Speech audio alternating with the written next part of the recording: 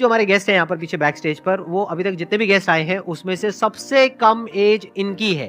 उनको आप सब गूगल बॉय ऑफ इंडिया के नाम से जानते हो। Please give an energetic and warm welcome to Kaushalya पंडित।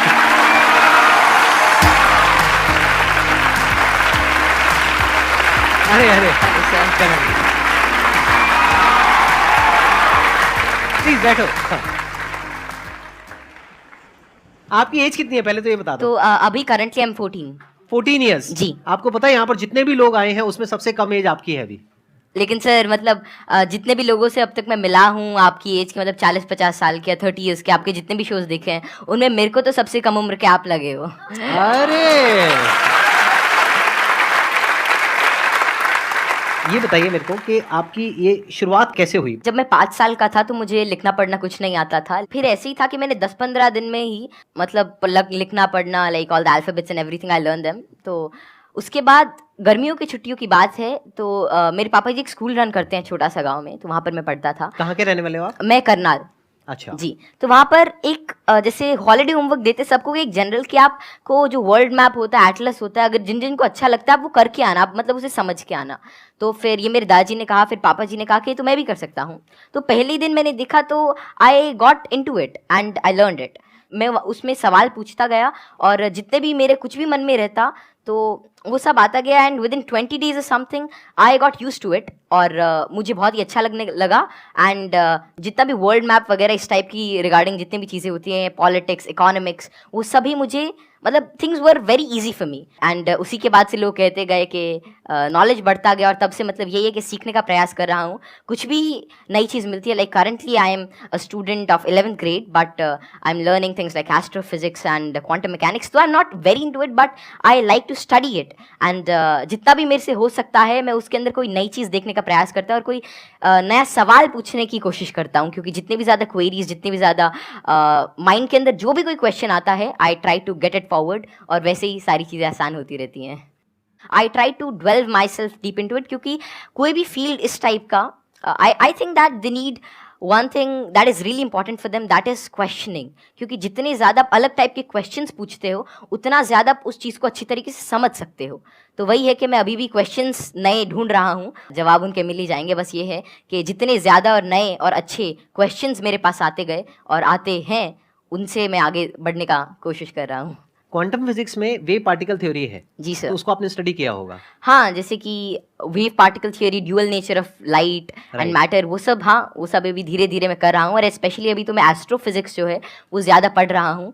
और जैसे कि डार्क मैटर है, डार्क एनर्जी है, तो या फिर माइक्रोवेव रेडिएशन है, बैकग्राउंड रेडिएशन, एक्सपैंडिंग यूनिवर्स, ये सारी चीज़ें मुझे काफ़ी इंट्रीग करती हैं और इनके बारे में मैं कुछ रिसर्च पेपर्स और अलग अलग चीज़ें अभी स्टडी कर रहा हूँ। तो जीरो पॉइंट फील्ड के बारे में भी आपने कुछ स्टडी करी है? नहीं, अभी ज़्यादा नहीं। अभी मैं जनरली जैसे अभी मैं टाइप 1A सुपरनोवा और उनके जो एक्सपेंशन है, लाइफ साइकिल ऑफ स्टार, उनके बारे में अभी मेरी रिसेंट स्टडी चल रही है। मैंने आपकी यूट्यूब पर एक वीडियो देखी थी जिसमें एक न्यूज़ एंकर आपसे कुछ पूछ रही थी और आप एक एक करके सारे सवालों के जवाब दे रहे थे। तो क्या अभी भी आप उस तरह से सवालों के जवाब दे सकते हैं? कोई भी आपसे कोई भी कैसा भी सवाल पूछेगा तो आप जवाब दे सकते हैं? क्योंकि ऐसा है कि नॉलेज तो एंडलेस है और सब कुछ तो कोई जान ही नहीं सकता। लेकिन ये है कि जितना ज़्यादा मतलब अपने सराउंडिंग्स को ऑब्जर्व करते हैं तो उतना ज़्यादा क्या है, जितना ज़्यादा आप नॉलेज ग्रहण करते रहते हैं उतना आपका माइंड एक तरह की मैग्नेट की तरह बन जाता है। और उसके बाद कोई भी इंफॉर्मेशन, कोई भी चीज़ वो आपको आती रहती है। और ऐसा है कि बहुत सारी चीज़ें मेरे को नहीं भी पता होती और मैं उनको सीखता हूँ। अगर मानो कोई नई चीज़ मेरे को आज पता चलती है तो मैं उसे सीखूंगा और that would be like great for me. तो कोई भी चीज़ I always like to entertain and get new answers and new questions, क्योंकि उसी से ही एक नया फील्ड, एक नया पर्सपेक्टिव मेरे लिए ओपन हो जाता है। एक्सीलेंट जी। तो अब एक काम करते हैं, आप में से किसी के भी माइंड में कोई भी क्वेश्चन है किसी भी तरह का तो वो आप इनसे पूछिए। मैं ये जानना चाहता हूँ कि क्या हम यूनिवर्स को जान सकते हैं कि वो कितना बड़ा है, या हम अभी तक जान पाए हैं? जी, क्या क्या पैरामीटर्स हो सकते हैं उसको नापने के लिए? जैसे कि हमने सुना है कि लाइट ईयर्स होते हैं। जी जी। पर वो कितना बड़ा है, क्या हम इमेजिन कर सकते हैं या हम एक्चुअली में उसे प्रैक्टिकली पता कर सकते हैं क्या? तो जो यूनिवर्स की जो एक्सपैंडिंग यूनिवर्स थ्योरी थी वो एडविन हबल ने दी थी और उनके अकॉर्डिंग जो अभी यूनिवर्स की जो एज है वो नियर अबाउट 13.9 बिलियन ईयर्स है और उसी रेट से अभी एक्सपैंड कर रहा है। तो यूनिवर्स जो अभी हमारी थियोरी है यूनिवर्स के जो मोस्टली एक्सेप्टेड है, that is of expanding universe. अभी के हिसाब से हबल कांस्टेंट होता है दैट इज 65 मेगापास्क। तो जो डिस्टेंस ऑफ यूनिवर्स है that is h times d, तो वही 13.9 बिलियन टाइम्स लाइट ईयर। तो इतना भी हमारा एक एस्टिमेशन है कि इतना यूनिवर्स हो सकता है। जैसे आपने इतनी सारी नॉलेज गेन कर रखी है, क्या आप भूलते नहीं है चीज़ों को, या भूलते हैं? कब रिवाइज करते हैं? हम पढ़ते हैं तो हमें रिवाइज करना पड़ता है, अगले हफ्ते भूल जाते हैं, रिवाइज करने के आपके बाद साथ भी भूल ऐसा जाते हैं। एक्चुअली ऐसे ही होता है है ना? Yes sir. अगर आप किसी चीज़ को अच्छी तरीके से देख लेते हैं, उसे समझ जाते हैं, तो उसकी एक आउटलाइन आपके दिमाग में रहती है और फिर आपको उसे ज़्यादा रिवाइज करने की ज़रूरत नहीं रहती। तो वही है कि किसी भी चीज़ का कॉन्सेप्ट रहता है, तो अगर आपको वो समझ में आ गया तो information is just like I think that information is not the main part.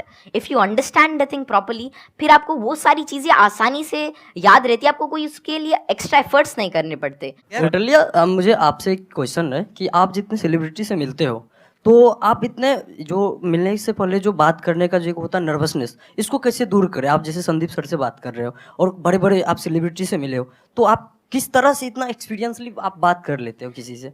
देखिए, जैसे आज मैं यही सोच के आया था कि मैं संदीप सर से मिलूंगा और उनसे बहुत कुछ सीखने को मिलेगा। तो ऐसा तो है नहीं कि संदीप सर आएंगे और मेरे से पूछेंगे चल ये बता, और फटाफट अगर कुछ गलत बताया जाए तो एक थप्पड़ मारेंगे, ऐसा तो होगा नहीं ना। मतलब प्यार से बात करेंगे और अपना आशीर्वाद देंगे, कुछ अच्छा नई चीज़ शेयर करेंगे। तो वही है कि आप मतलब एक फ्री एंड पे रहें और जहाँ पर भी आप मतलब अपने से आप सच जो है वो एक्सपेक्ट करें कि अगर मैं कहीं से सच बोल रहा हूँ तो थिंग्स वुड गेट ईजी और make it easy in your brain. और हर जगह से अगर आप कुछ अच्छा सीख करने की कोशिश करते हैं, ट्रुथफुल रहते हैं, तो आप में nervousness is just a state of mind और ये बस चला जाता है, जस्ट मिराज। तो बस संदीप सर हैं आज, है आज इनसे बहुत कुछ सीखने को मिलेगा, आप सभी से आज कुछ बहुत कुछ सीखने को मिलेगा। तो आप ऐसा कुछ एक अपना परसेप्शन रखिए और फिर सारी चीज़ें आपके लिए आसान हो जाएंगी। मेरा ये क्वेश्चन है कि जैसे चंद्र ग्रहण लगता है, सूर्य ग्रहण लगता है, तो उसका कैसे पता लगता है कि वो कब लगेगा और किस टाइम में लगेगा, या कितना, उसका कैसे पता लगता है? ये तो पता है कि वो क्यों लगता है, बट इसका कैसे पता लगता है कि अब लगेगा, या कैसे, उसका क्या होता है इसमें? तो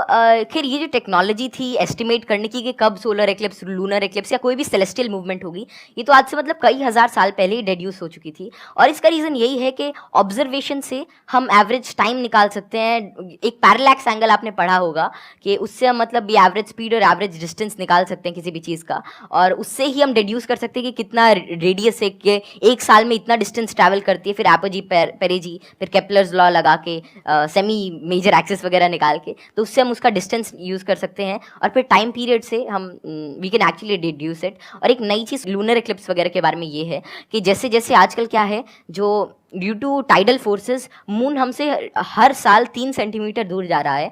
तो बहुत हज़ारों सालों बाद ऐसा होगा कि सन तो उतना ही रहेगा लेकिन चांद जो है वो छोटा हो जाएगा। तो उसके बाद मतलब एक्लिप्स जो होगी वो जिससे आजकल टोटल होती है उतनी नहीं होगी। तो ये estimation it is done by using observation.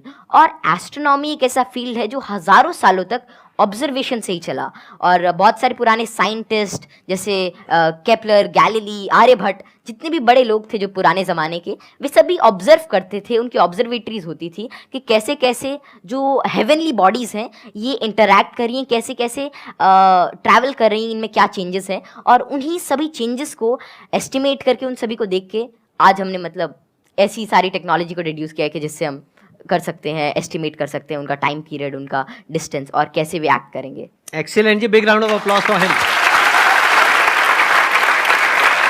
इनके बात करने के ढंग से जो इतने ज़्यादा, आपने छोटे बच्चे को देखा होगा, बहुत अच्छे अच्छे सवाल पूछते हैं, मतलब वे कुछ भी पूछ लेते हैं और मतलब आपको लगता है कि अरे नहीं ये तो इससे मतलब एज से बहुत ऊपर की चीज़ है, मतलब या तो आप किसी और मूड में होते हो, और हम उसे इग्नोर कर देते हैं। तो जैसे जैसे हम सवाल पूछते हैं उतना ज़्यादा हमारे अंदर एक मतलब चीज़ों को जानने के लिए एक चाह रहती है, और अगर हम वो उस क्यूरियोसिटी को कर्ब नहीं करते हैं तो उतनी ही ज़्यादा मतलब वो बाद में सवाल पूछता है, उसके एक इंक्विजिटिव ब्रेन रहता है। और curiosity something that drives this intelligence, and I don't think that there is such a great involvement of IQ and genetics। लेकिन हाँ, अगर आपका मन है कि कोई चीज़ जानने का, कोई चीज़ करने का, then it's all about will power, और कितना आप उसमें टाइम डिवोट करते हैं, कितना आप क्यूरियोसिटी और इंटरेस्ट से काम करते हैं। Because even Richard P Feynman said it really doesn't matter कि how much you know, but it matters कि आप कैसे चीज़ों के बारे में सोच रहे हैं और कितना इन्फॉर्मेशन आपके पास है, कितना नॉलेज आपके पास है। It really doesn't matter until and unless you try to use that knowledge, और आप उस नॉलेज से कोई नई चीज़ को समझने का प्रयास करते हैं। और कोई नई चीज़ तभी आ सकती है जब आपके पास कोई नया सवाल होगा। आपने बड़ी अच्छी बात बोली कि क्यूरोसिटी हम सबके अंदर होती है, जी सर। लेकिन होता क्या है कि घर में जाकर के हम उल्टे पुल्टे क्वेश्चंस पूछते हैं, जबकि क्वेश्चंस उल्टे पुल्टे नहीं होते हैं, सामने वाले को समझ नहीं आता है तो उसके लिए उल्टे हो जाते हैं, तो वो उसको चुप करा देते हैं, हाँ बच्चे को चुप करा देते हैं और वहीं पे उसकी क्यूरोसिटी मर जाती है। उसके बाद में क्वेश्चनिंग खत्म हो जाती है, उसके बाद में वो रटना शुरू कर देता है। रटने में इंटरेस्ट तो आता नहीं है, तो ना तो रट पाते हैं ना समझ पाते हैं, बिल्कुल। दोनों तरफ से चले गए। तो अब मैं ये आपसे जानना चाहूंगा कि क्या बचपन में जब आपने क्वेश्चनिंग करी, इस तरह के क्वेश्चंस पूछते थे, शुरू में तो आपने अपने पेरेंट्स से पूछा होगा या अपने आसपास में जो लोग थे उनसे पूछे होंगे, जी। तो क्या आपको सपोर्ट मिला? क्या उन्होंने आपको एनकरेज किया या उन्होंने भी आपको यही कहा कि क्या फालतू के क्वेश्चंस पूछ रहा है? नहीं, जैसे I think I was fortunate enough कि जितने भी मैं सवाल पूछता कोई ना कोई मेरा जवाब दे ही देता था। और ये बात शुरू ऐसी होती थी कि मानो कोई घर पे कोई बात चल रही है किसी भी चीज़ को लेकर, मानो दे टॉकिंग अबाउट के एक इकोनॉमिक क्राइसिस है देश में, तो मैं उसके अंदर मैं सुनता रहता था, या कोई भी ऐसी चीज़ हो रही है, कोई स्पेस मिशन जा रहा है, मैं सुनता रहता था, मैं चीज़ों को ऑब्जर्व करता था। और वैसे ही मेरे जो भी सवाल आते I was fortunate enough to get their answers. और मानो अगर मेरे को उसका जवाब नहीं भी मिलता तो मैं पूरे दिन उनसे पूछता रहता। तो एक तो मैंने भी कसम खा रखी थी कि जवाब तो चाहिए ही, तो मैं खाते हुए भी यही पूछता, नहाते हुए भी यही पूछता, और जो भी काम करता मैं मतलब मेरे दिमाग में वही रहता जब तक वो रिजॉल्व नहीं होता। तो ज़्यादा मेरे को दिक्कत नहीं आई और मेरे को जल्दी ही जवाब मिल गया। और अगर कोई भी ऐसा रहता तो मतलब मैं भी ठीक था, और मेरे family and everything they supported me really well. तो यहाँ पे वो जो पेरेंट्स मुझे अभी देख रहे हैं उनके लिए एक बहुत बड़ा लेसन है कि अगर बच्चे कुछ क्वेश्चंस पूछते हैं तो उनके जवाब देने चाहिए, हमें पीछे नहीं हटना चाहिए, और अगर जवाब नहीं है तो हमें बोलना चाहिए हाँ हाँ, विद ऑल दी हम्बलनेस कि भाई हमारे पास में जवाब नहीं है, आप खुद फिगर आउट करो जाकर। मतलब सर जब मैं छोटा था तो इट वाज लीन लाइक 2013 और समथिंग, और तब मतलब यही नेट इंटरनेट बहुत कम था। और तो यही था कि कोई सवाल मेरे मन में आता, शायद वो नहीं पता रहता, तो मेरे पापा जी एक डोंगल आता था, मतलब वोडाफोन का, बहुत महंगा उसका रिचार्ज था, मतलब ऐसे मतलब अभी चला तो एक वीडियो देखने के बाद ही खत्म हो जाता था तो फिर वो लाते और मतलब मेरा जो भी सवाल रहता मेरे को उसका आंसर मिलता। तो ऐसे ही एटलस आती थी और कई सारी बुक्स थी, उन्होंने मेरी बहुत हेल्प करी। और अगर कभी मानो पर्सनल मतलब कोई और out of the box idea आता है, कोई क्वेश्चन आता, तो उसका जवाब मुझे किसी भी सोर्स से मिल जाता। थैंक यू जी, thank you Kautilya. Okay, pleasure meeting you. चलो मिलो।